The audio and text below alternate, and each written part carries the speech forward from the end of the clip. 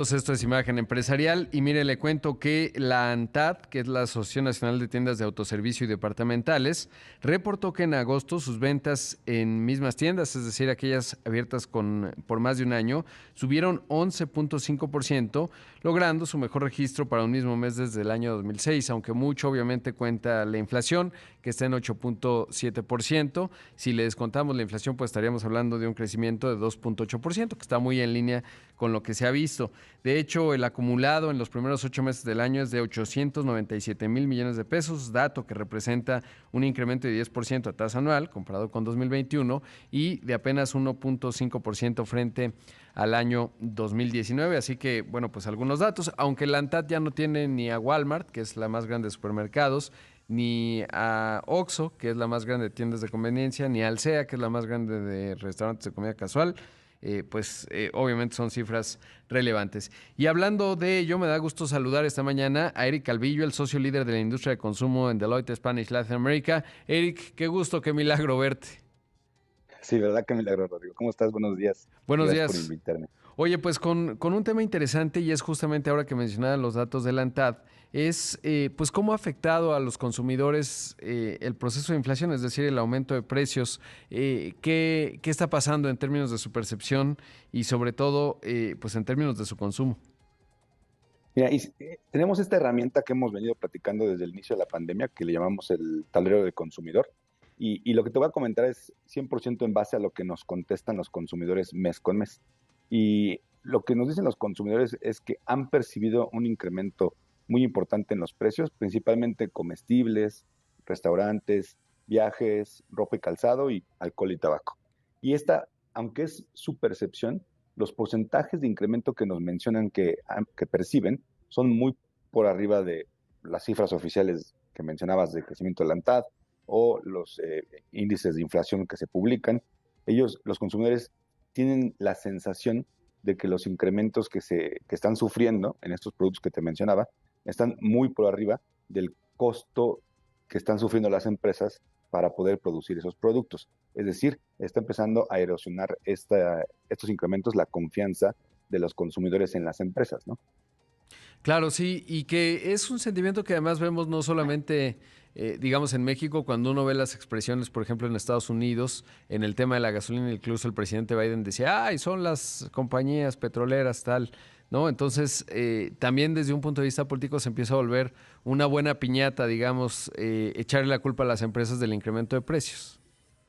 Sí, este comentario que te hacías en relación a consumidores mexicanos, pero como hemos platicado, nuestro tablero mide 18 países dentro del mundo y el sentimiento es generalizado, no solamente en México, sino en diversos países del mundo.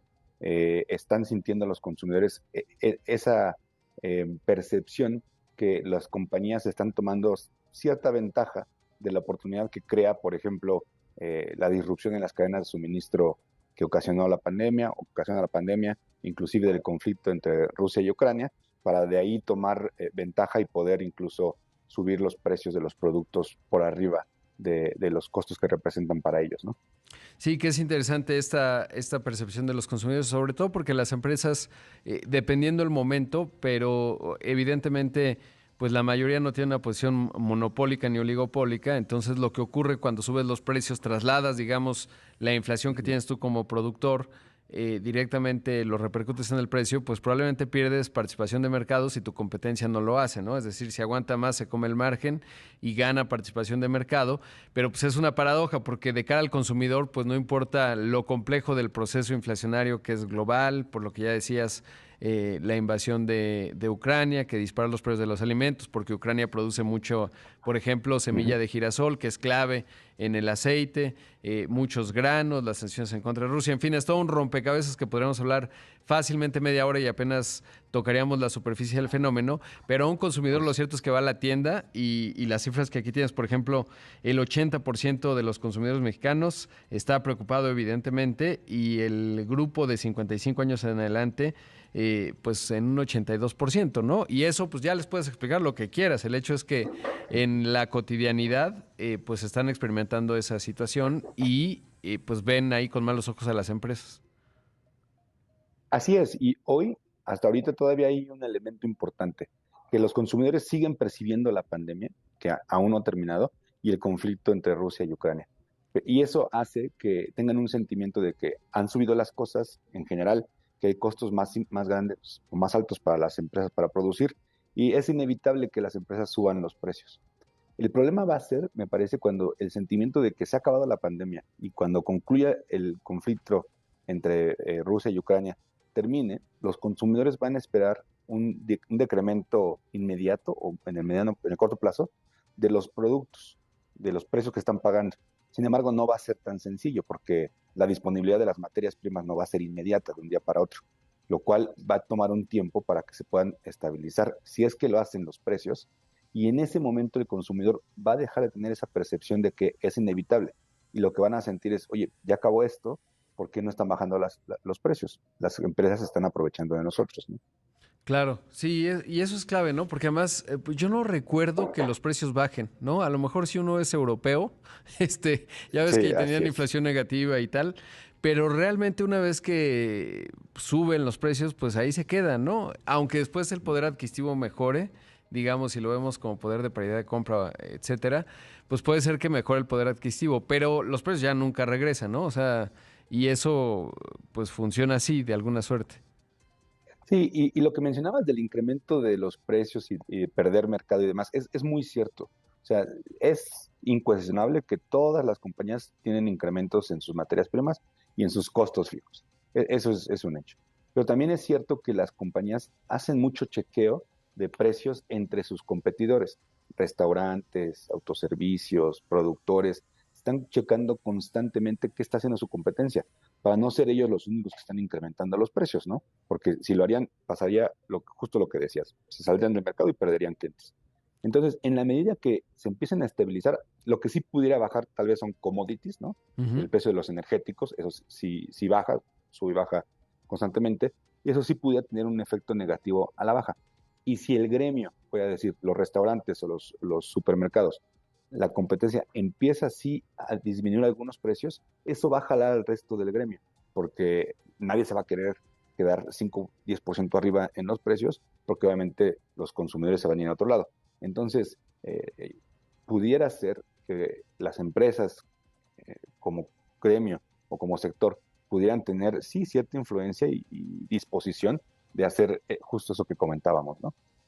Claro, y es que más hay otro factor que, digamos, es parte del fenómeno de la inflación, y es que en la percepción, digamos, cuando, por ejemplo, los trabajadores empiezan a ver que están subiendo los precios, pues evidentemente empiezan a demandar incrementos salariales para no Uh -huh, perder, perdón, poder adquisitivo.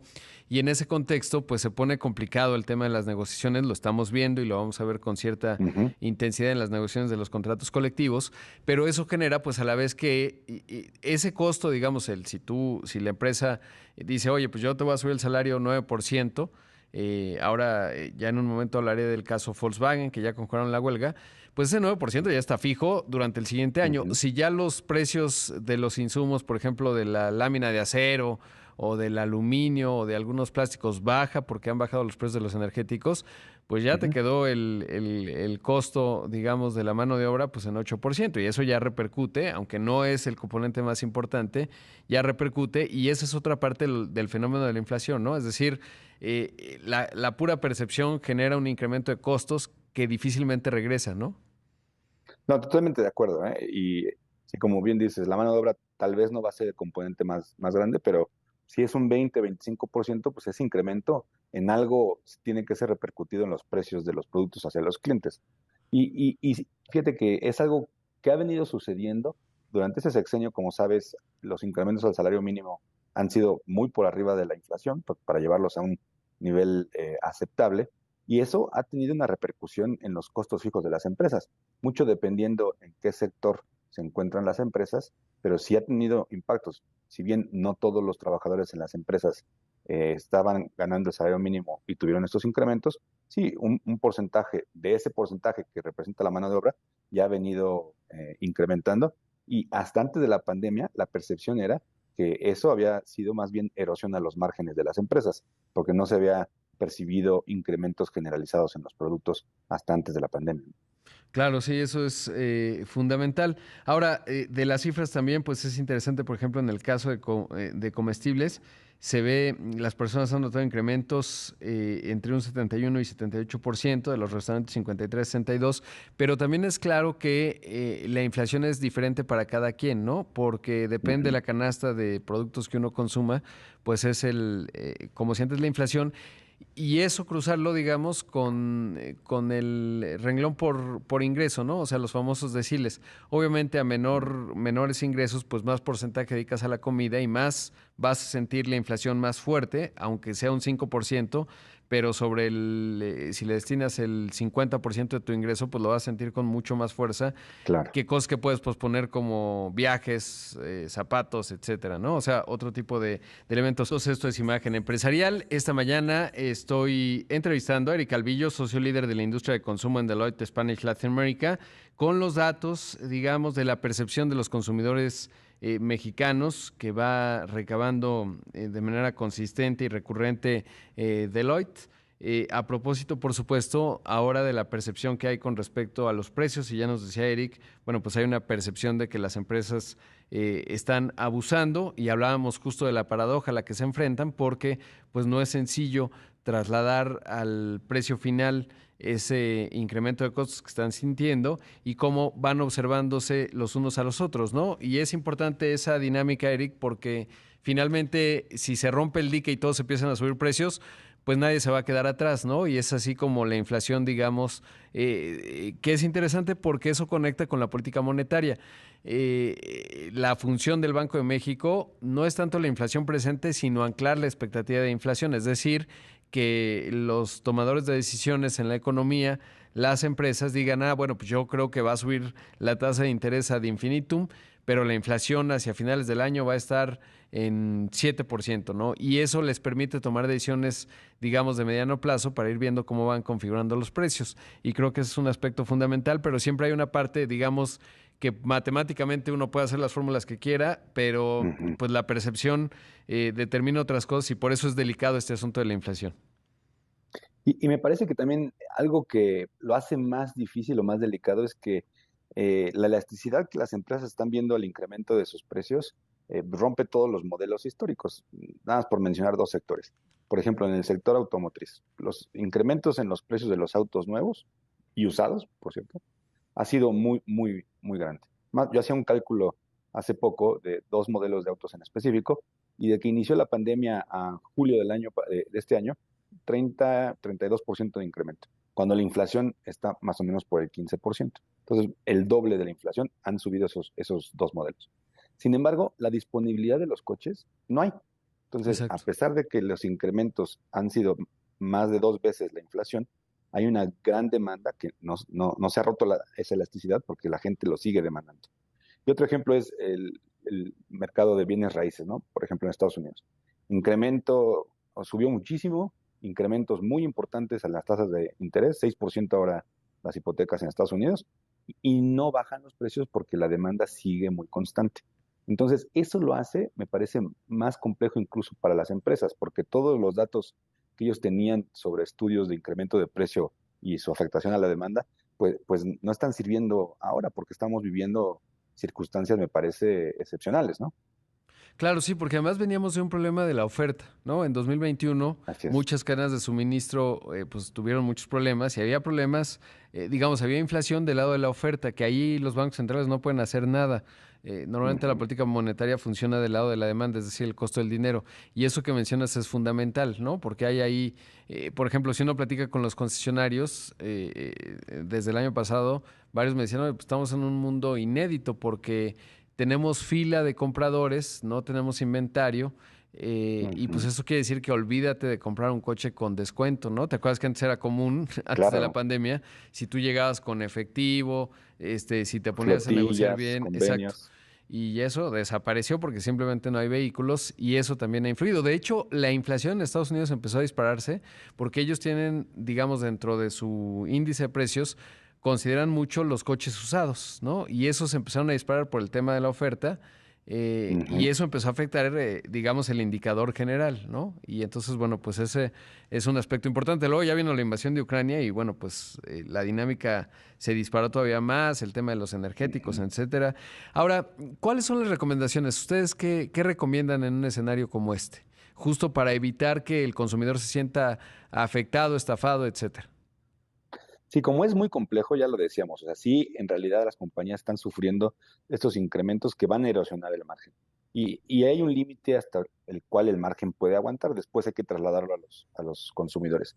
Pero hay que tener cuidado de que no se tenga esa percepción de que estás tomando ventaja de la circunstancia para incrementar desproporcionalmente los precios. Creemos que pudiera haber a lo mejor tres estrategias o tres acciones que pudieran ayudar a las empresas. Una, la transparencia. Es decir, yo como empresa, ¿cómo le comunico a mis consumidores que, el incremento en precios que yo estoy sufriendo y qué estoy haciendo yo como empresa para mitigar esos y controlar esos incrementos de precios de tal forma que pueda contener y no repercutir con incrementos a los consumidores? O sea, comunicación, transparencia es muy importante. La otra es la innovación, es decir, ¿qué puedo hacer diferente, ya sea de productos o de procesos, de tal forma que puedan repercutir en eficiencias que tengan una incidencia en mis costos y me ayuden a no subir los precios? Y una idea dentro de eso pudiera ser, a lo mejor, incorporo productos sostenibles a mi cartera de productos.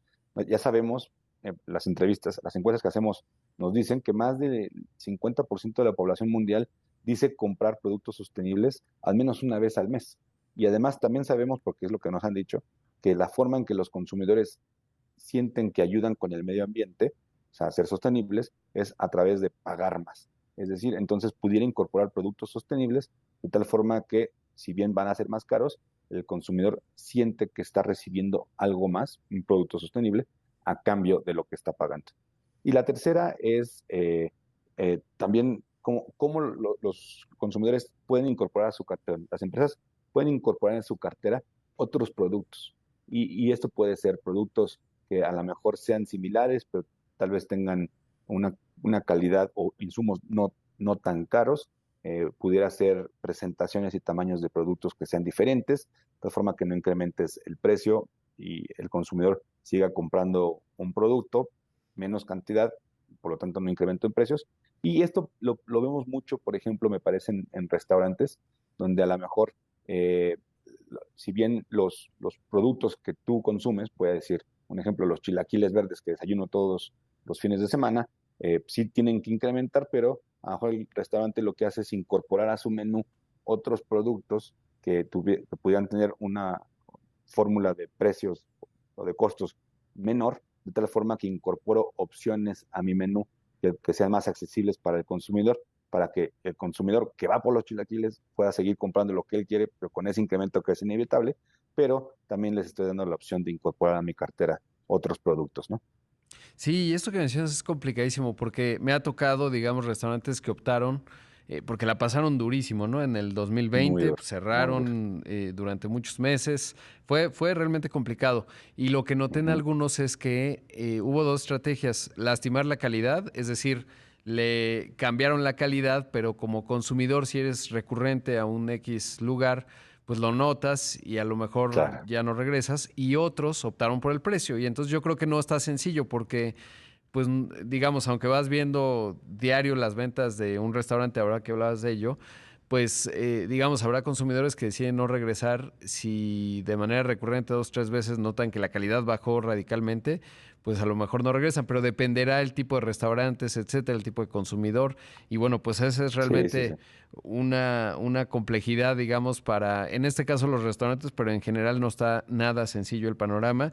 Y ahí las tres recomendaciones que ya dabas, que me parecen fundamentales: la transparencia, la innovación y justamente, pues, el modificar fórmulas, ¿no? Que también se vale, y encontrar, por supuesto, áreas y modelos creativos para enfrentar esta situación. Eric, como siempre, un gran gusto platicar contigo. Me dio mucho gusto saludarte, Rodrigo. Gracias por invitarnos. Como siempre, y pues seguramente en la página pueden encontrar el tablero y todos estos datos que nos has compartido. Por supuesto. Está en nuestra página en la sección de industrias, en industria de consumo. Gracias, Eric. Ahí escuchamos a Eric Calvillo, socio líder de la industria de consumo en Deloitte Spanish Latin America.